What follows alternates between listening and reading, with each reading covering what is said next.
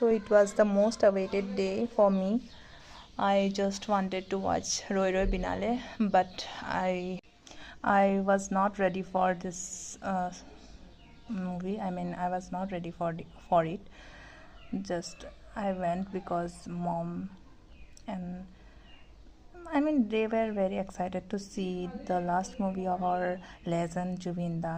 So আজি আমি ৰাতিপুৱা 8টাৰ টিকেটটো কাটিছিলোঁ কাৰণ বাকিবোৰ সব ফুল আছিলে ৰাতি 10টাৰ আছিলে তো 8টাৰটো কাটিলোঁ আৰু আজি 5 তাৰিখ গুৰু নানক ডে তো বন্ধ আছে আমি চাব গৈছিলোঁ প্লেটিনিয়াম মল যোনটো আছে মিলচন চাৰিআলিত বহুত ধুনীয়া মানে নতুন হয় তো সাফ চিকুণো বহুত